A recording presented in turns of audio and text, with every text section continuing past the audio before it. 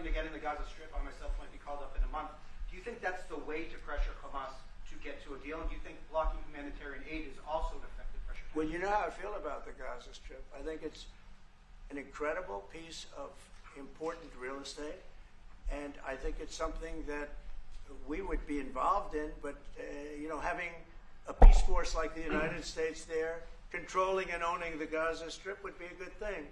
Because right now, all it is for years and years, all I hear about is killing and Hamas and problems. And if you take the people, the Palestinians, and move them around to different countries, and you have plenty of countries that will do that, and you really have a freedom zone. You call it the freedom zone, a free zone, a zone where people aren't going to be killed every day. That's a hell of a place.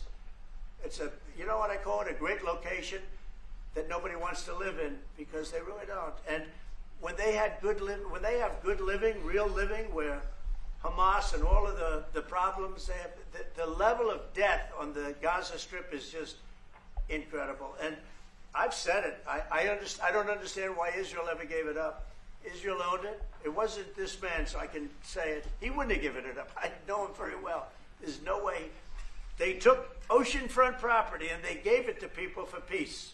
How did that work out? Not good. All it is a concept that I had that I think is good, and now people are copying it. Maybe you want to tell? People are talking about the Trump plan. Gee, why don't we do that? Would you like to answer that question? I think what the president talked about is, first of all, to give people a choice. Gazans were closed in, and any other place, including in arenas of battle. I mean, whether it's Ukraine or Syria or any other place, people could leave. Gaza was the only place where they locked them in. We didn't lock them in. They're locked in. And what is wrong with giving people a choice? Now, we've been talking, including over lunch, about some countries, I won't go into them right now, that are saying, if Gazans want to leave, we want to take them in. And I think this is the right thing to do. If you give, it's going to take years to rebuild Gaza. In the meantime, people can have an option. The president has a vision. Countries are responding to that vision. We're working on it. I hope we'll have good news for you. I will say, people really do love that vision.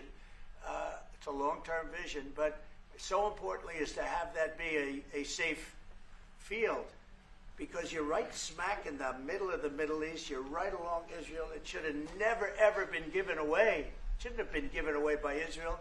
I don't know why they did it. I mean, I do know why, because they were promised peace, but that didn't work out too well, because it's one of the most dangerous pieces of land anywhere in the world. Gaza is one of the most dangerous places in the world. So they gave it away for a good intention, and it didn't work out that way. And a lot of people like my concept, but there are other concepts that I like too, and there's some concepts I don't like. You know what I don't like? The way it is now, because right now it's a dangerous death trap, Gaza. Yeah.